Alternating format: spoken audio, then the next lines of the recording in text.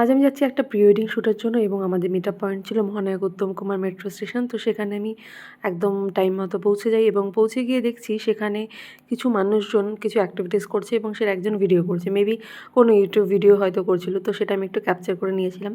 তো তারপরে আমরা ফাইনালি পৌঁছে গেলাম এবার আমাদের শ্যুটিং স্পটে, মানে প্রথম লোকেশন ছিল মল্লিকহাট। তো সেখানে গিয়ে আমি একটু ক্লায়েন্টের মেকআপ করে দিলাম এবং মেকআপ করে ওদের শ্যুট স্টার্ট হয়ে গেছিলো। যেহেতু সানডে ছিল এবং সানডে মানেই ওটা প্রি ওয়েডিংয়ে একটা মেলা বসে, কারণ আমি লাস্ট দুবার গেছি ওখানে।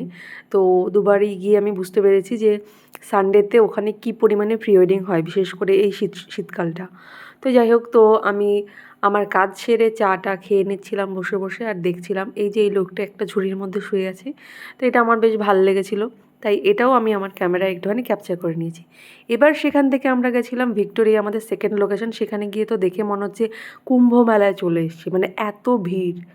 শীতকালে যদিও প্রতিদিনই মোটামুটি ভিড় থাকে। এবার আমরা যে ডেটে গেছিলাম সেটা সম্ভবত 27 আর 26 এরকম কোনো ডেট ছিল। তো আমি সেখানে গিয়ে ক্লায়েন্টের আরেকটু টাচ আপ করে দিই এবং সেখানে ড্রেসও চেঞ্জ হয়।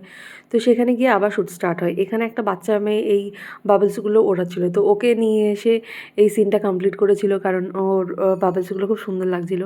তো যাই হোক, এই গাছটা খুব ভাল লেগেছে আমার। এর আগে আমি ভিক্টোরিয়াতে গেছি কিন্তু এই গাছটা আমার চোখে পড়েনি। তো এই গাছটায় আমি অনেকক্ষণ বসেছিলাম।